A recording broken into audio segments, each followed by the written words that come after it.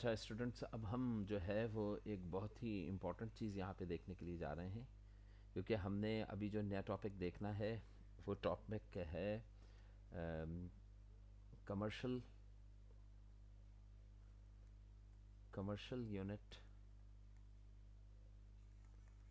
Of electricity.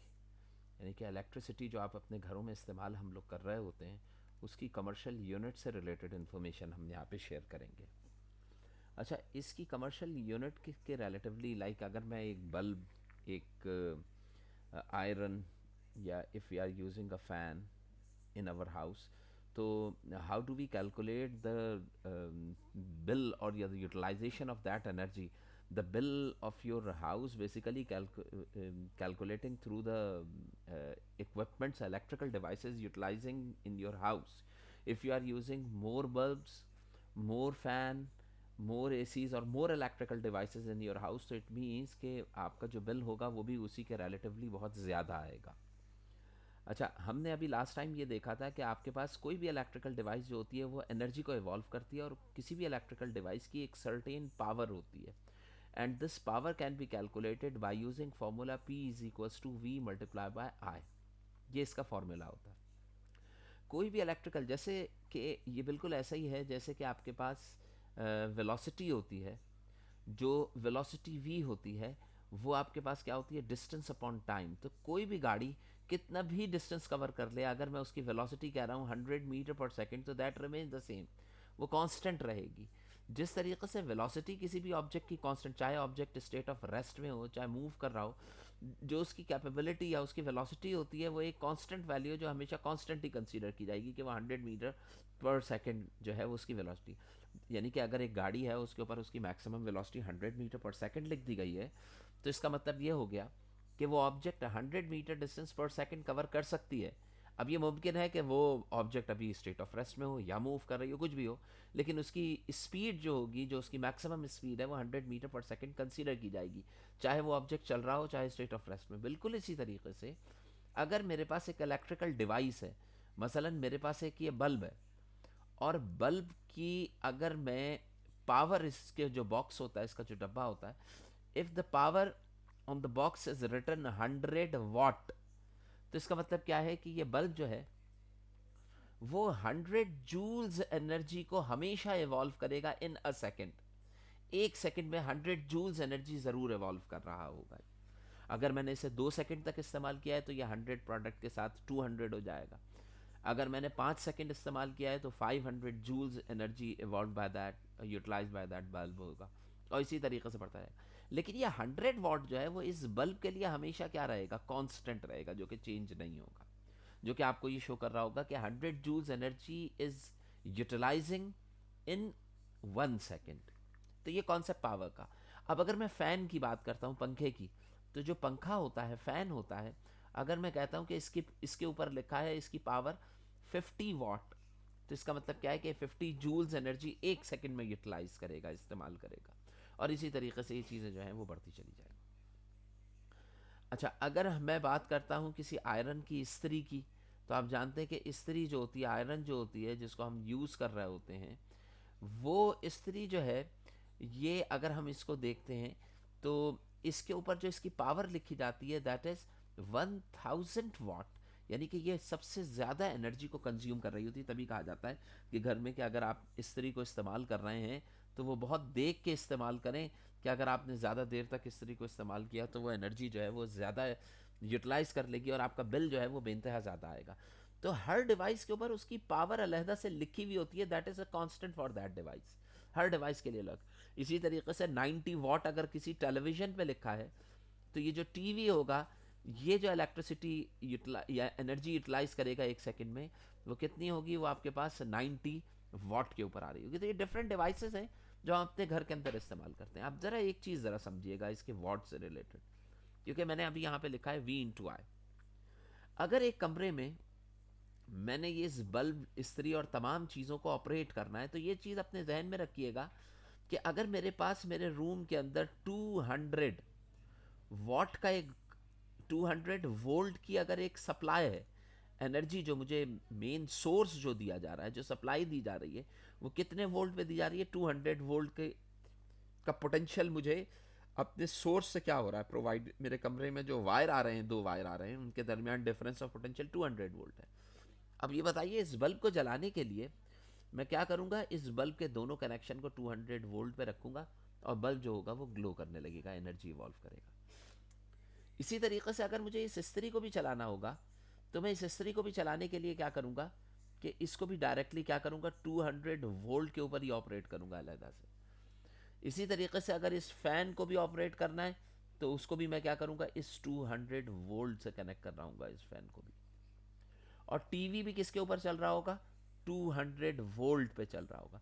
तो एक चीज आपके यहाँ पे समझ में ये आनी चाहिए कि आपके घर में जितनी भी डिवाइसेस होती हैं, all are all are operating on same voltage. तमाम की तमाम एक ही वोल्टेज के ऊपर ऑपरेट हो रही होती। अब ये बताइए कि आपके जहन में ये चीज़ आती होगी कि अगर 200 वोल्ट 200 वोल्ट अगर इसको एनर्जी प्रोवाइड कर दी, तो जब आप आयरन को प्रोवाइड करने के लिए जाएंगे तो एनर्जी का अमाउंट तो कम हो जाना चाहिए। लेकिन आप जानते हैं कि ये डायरेक्टली कनेक्टेड है, ये पैरेलल कनेक्टिविटी हम बाद में पढ़ेंगे। लेकिन अगर मैं इस दोनों वायर्स को भी इससे कनेक्ट कर दूं, तो ये तो मैं इसे सोर्स कह रहा हूं ना।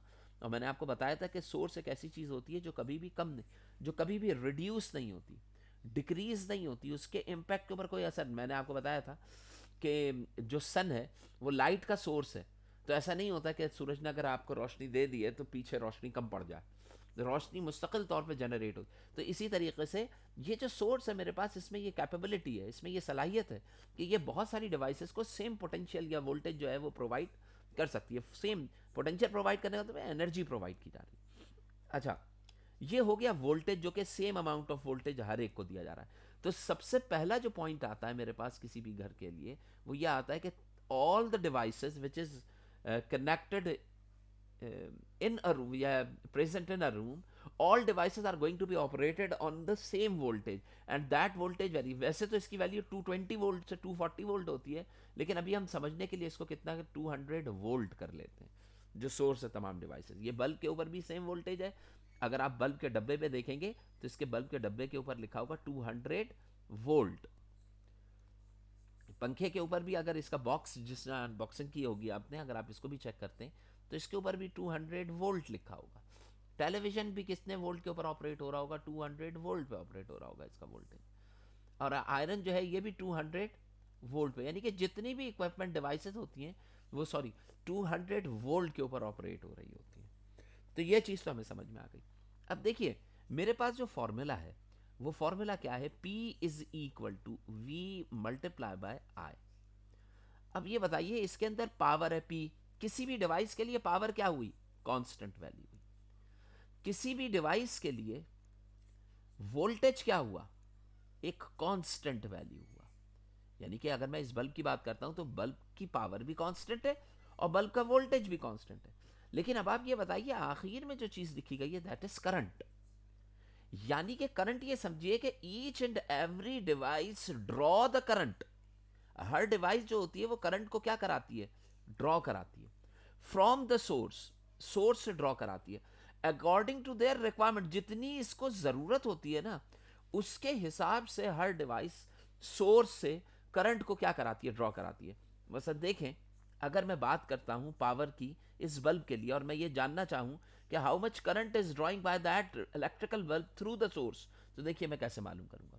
मेरे पास इस इलेक्ट्रिकल बल्ब की पावर कितनी है? 100 इज इक्वल टू, इसको वोल्टेज कितना दिया जा रहा है? 200 मल्टीप्लाई बाय, ये बताओ ये अपने सोर्स से करंट कितना ड्रॉ कराएगा? अगर मुझे यहाँ पे ये लिखना है तो मैं देखता हूँ 200 को मैं किस चीज से मल्टीप्लाई करूँ कि आंसर 100 आ जाए। तो what you will get? You will get 0.5। तो इसका मतलब क्या हुआ कि 0.5 एम्पियर करंट जो होगा वो ये बल्ब जो है ये ड्रॉ करा रहा होगा। यहां से जो करंट ड्रॉ हो रहा होगा वो सिर्फ और सिर्फ कितने एम्पियर होगा? 0.5। 0.5 एम्पियर करंट जो है ये बल्ब ड्रॉ कराएगा अपने सोर्स से। क्यों? क्योंकि जब वो 0.5 को मल्टीप्लाई करेगा 200 से, तो व्हाट इट विल गेट? इसके पास इसकी पावर की यूटिलाइजेशन कंप्लीट हो जाएगी। तो इसका मतलब क्या है कि bulb draw 0.5 ampere current, and that 0.5 ampere current जो ड्रॉ हो रहा है अकॉर्डिंग टू देयर रिक्वायरमेंट, के इसके पास इसकी पावर जो है 100 वाट है, उसके रिलेटिवली ये 0.5 एम्पेयर करंट जो है वो अपने सोर्स से ड्रॉ करा। अब हम बात करते हैं किस चीज़ की, इस फैन की। अब अगर मैं फैन को देखता हूं, तो फैन के लिए आपके पास पावर के लिए दोबारा से वही फॉर्मूला होगा, V इंटू आई। अब ये मुझे बताइए कि फैन की जो पावर है वो कितनी है यहाँ पे, 50, यानी कि 50 आंसर लाना है मैंने। वोल्टेज अभी भी 200 ही है, क्योंकि मुझे पता है कि all the devices are operating on the same voltage. Now now we are going to calculate the current here. तो what should we write here to get 50? अब आप यहां पे अगर मैं लिखने के लिए जाऊं, तो मेरे पास आंसर यहां पे क्या आना चाहिए, 0.5 से भी कम, यानी कि 0.25। अगर मैं 0.25 को मल्टीप्लाई करता हूं 200 से, then what we will get 50। तो इसका मतलब क्या है कि ये जो फैन है ये अपने सोर्स से जो करंट ड्रॉ कराएगा वो 0.25 एम्पेयर, यानी कि पंखा जो है वो इस बल्ब के रिलेटिवली कम करंट ड्रॉ करा रहा होगा। बल्ब ने देखिए 0.5 एम्पेयर करंट ड्रॉ करा है, जबकि जो फैन है ये कितना करंट ड्रॉ करा रहा है, 0.25, यानी कि 1 एम्पेयर से, यानी कि हाफ एम्पेयर से भी कम करंट को ड्रॉ करा रहा है।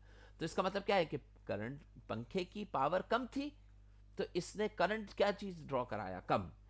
बल्ब की पावर ज्यादा थी उसके रिलेटिवली, तो बल्ब से करंट क्या हुआ, ज्यादा ड्रॉ हुआ। Now we will discussing here, let suppose कि ये जो आपके पास मैंने ये लिखा है, इसको 90 वॉट के बजाय आप इसे 200 वॉट कर लें, कि कितना आ रहा है ये 200, और इसका वोल्टेज भी कितना है, 200 है।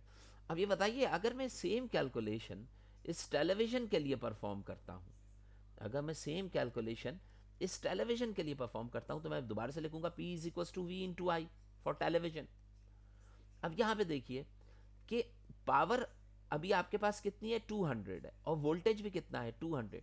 तो how much energy is needed in order to make 200?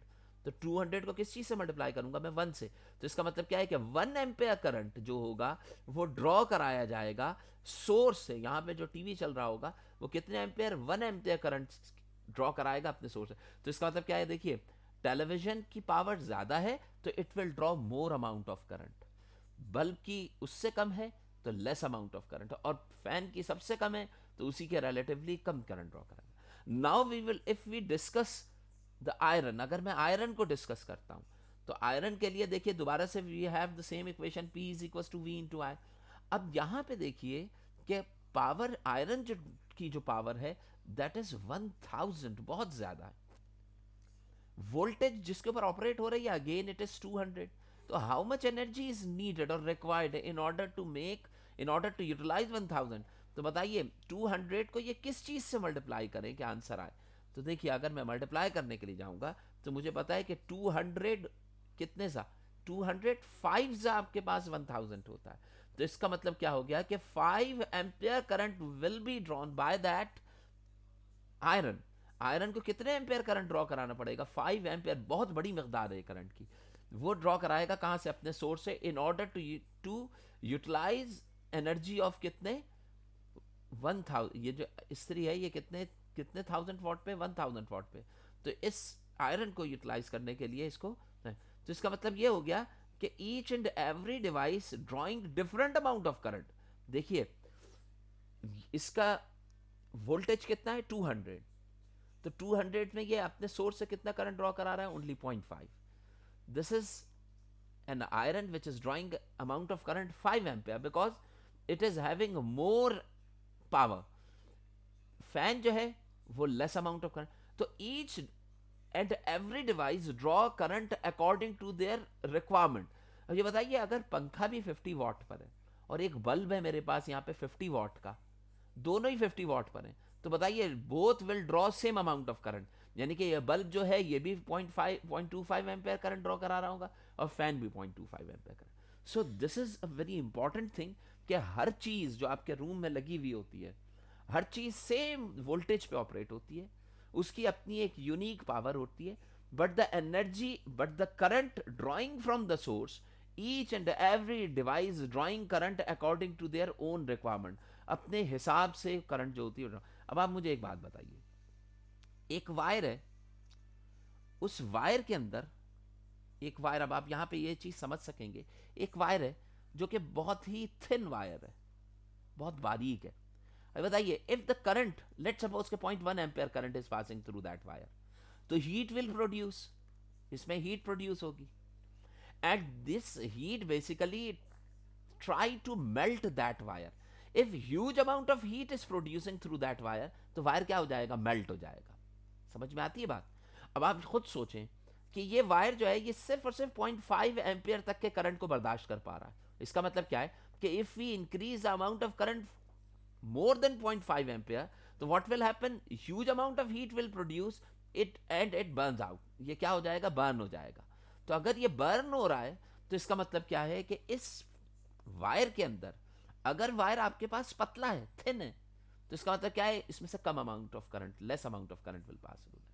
But if we are using a thick wire, मोटा तार है, तो इसका मतलब क्या है कि इस मोटे तार के अंदर से, अब ये वाला वायर है ये तकरीबन 5 एम्पियर तक करंट को पास कर सकता है, लेकिन ये जो पतला वायर है ये सिर्फ और सिर्फ 0.1 या 0.5 एम्पियर तक के करंट को पास करेगा।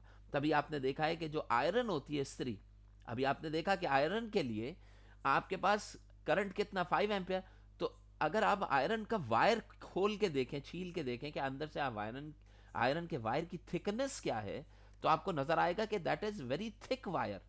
आयरन के लिए यहां पर जो हम वायर यूज कर रहे होते हैं, ये जो वायरिंग हमने की हुई है, इस वायर के अंदर ये जो आयरन है, यहां पे अगर आप इसका वायर चेक करेंगे ना, तो ये बहुत थिक वायर होगा, मोटा वायर रखा जाएगा। क्यों?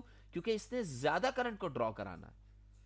और आप यहां पे देखिए, बल्ब जो है या ये फैन जो है, ये बहुत थिन वायर के ऊपर भी ऑपरेट हो जाएगा। क्यों? क्योंकि इसको इतना करंट ड्रॉ नहीं कराना है। अगर मुझे ह्यूज अमाउंट ऑफ करंट, अब यहां पे बताइए कि 0.5 एम्पियर इसने ड्रॉ कराया, 5 एम्पियर इसने कराया, 0.25 यहां पर, 1 एम्पियर यहां पे, तो अब आप ये बताइए 1 प्लस, देखिए 1 एम्पियर पहले आया प्लस, जिससे क्या चीज ऑपरेट हो रहा है, टीवी, टेलीविजन ऑपरेट हो रहा है। उसके बाद फैन के लिए कितना आया, 0.25 एम्पियर आया प्लस, फिर इसके बाद आयरन के लिए कितना आया, 5 एम्पियर प्लस, फिर इसके लिए कितना आया, 0.5 एम्पियर। इन सबको अगर आप एडअप करें तो यू विल गेट 6.75 एम्पियर। तो बताइए, ये जो सोर्स होगी ना, यहां से जो करंट ड्रॉ कराया जा रहा है, ये जो सोर्स का वायर है, इसकी थिकनेस बहुत ज्यादा होनी चाहिए कि इसमें से ह्यूज अमाउंट ऑफ करंट जो है वो क्या हो सके, पास हो सके। तो आप देखते हैं कि आपकी जो मेन वायरिंग होती है, जो मेन वायर डाले जाते हैं, वो बहुत थिक वायर होते हैं, मोटे वायर होते हैं, और तभी इनकी कॉस्ट जो होती है वो अच्छी खासी क्या होती है, ज्यादा होती है।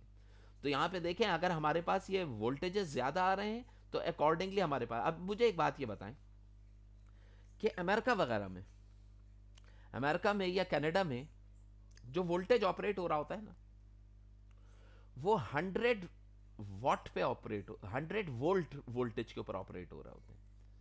जो कनाडा है वहां पे जितनी भी डिवाइसेस यूज होती हैं वो 100 वोल्ट पे ऑपरेट हो रही होती हैं। अब ये बताइए कि वहां पे अगर एक आयरन है, स्त्री है, तो उस स्त्री में से जो करंट आपने, अब इसकी वॉट तो 1000 वॉट उतना ही है, लेकिन उनके घरों में जो पोटेंशियल प्रोवाइड, वोल्टेज प्रोवाइड किया जा रहा है, दैट इज 100 वोल्ट। तो बताइए, इसके लिए जब वायर में से करंट पास होगा तो वो करंट 100 वोल्ट के रिलेटिवली, अगर मैं इसकी पावर कैलकुलेट करता हूं V इंटू आई करके, तो बताइए V कितना है आपके पास, 100 है, और मल्टीप्लाई बाय करंट कितना होना चाहिए 1000 के लिए। तो अब आप यहां पे देखिए कि करंट आपके पास जो यहां पे आएगा, वो करंट आपके पास आना चाहिए कितना, 10 एम्पियर। तो बताइए, पाकिस्तान के अंदर वोल्टेज कितना दे रहे हैं, 200 वोल्ट, तो करंट आपके पास लेस अमाउंट आ रहा है, यानी कि 5 एम्पियर। जबकि वही चीज अगर आप कनाडा में यूटिलाइज करेंगे, तो कनाडा में जब आप इसको लगाएंगे तो आपकी आयरन जो है वो ज्यादा करंट को ड्रॉ करेगी उसके रिलेटिवली, यानी कि आपको एक इतना मोटा वायर लेना पड़ेगा आयरन के लिए जो 10 एम्पियर करंट तक को क्या कर सके, बेयर कर सके। पाकिस्तान के अंदर वो वायर उसके रिलेटिवली क्या होगा, पतला होगा। और अब आपको ये चीज पता होनी चाहिए कि जैसे जैसे मैं वायर की थिकनेस बढ़ाता चला जाता हूं ना, मोटा वायर लूंगा, उसकी कॉस्ट भी उसी के रिलेटिवली क्या होती जाती है, बढ़ती चली जाती है, इंक्रीज होती जाती है।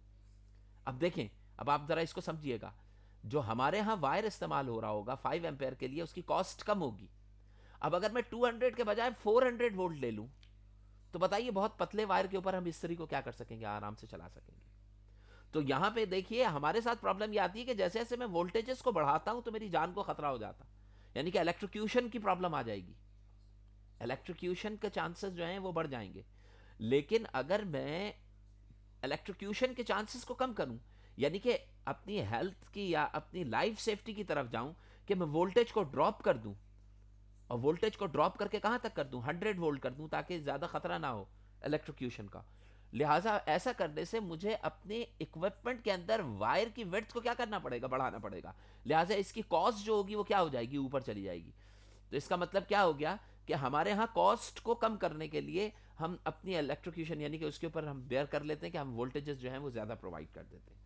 तो वहाँ पे चूंकि हेल्थ सेफ्टी को ज़्यादा इंपॉर्टेंस दी जाती है, लिहाजा 100 वोल्ट के ऊपर रखा जाता है, और इसके वायर जो होते हैं वो खासे मोटे रखे जाते हैं, किस चीज़ के, जो इस तरह की डिवाइसेस को ऑपरेट। तो आप देखते हैं कि कनाडा या अमेरिका से जो भी डिवाइसेस आपके पास पाकिस्तान आती हैं इस्तेमाल होने के लिए, अगर आप उन डिवाइसेस को देखें तो उन डिवाइसेस में वायर्स जो होते हैं ना वो बहुत थिक होते हैं, बहुत मोटे वायर लगे हुए होते हैं, क्योंकि वो हाई करंट के ऊपर ऑपरेट हो रहे होते हैं। जबकि हमारे यहाँ क्या होता है, अब यहाँ पे खुद सोचें आप, अगर मेरे पास अगर मेरे पास यहाँ पर, आपने देखा होगा आपके घरों में एसी चलते हैं, जो एसी चलता है, एयर कंडीशनर, उसकी एनर्जी 2000 वॉट होती है, तकरीबन 2000 या 2500 वॉट तक होती है एनर्जी।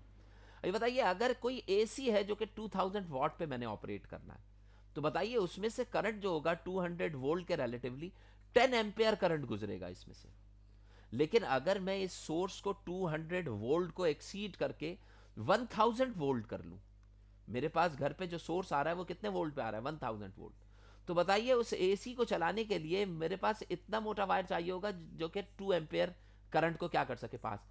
यानी कि जैसे जैसे मैं वोल्टेज बढ़ाता जाऊंगा, मेरे लिए रिक्वायर्ड वायर की थिकनेस क्या होती जाएगी, कम।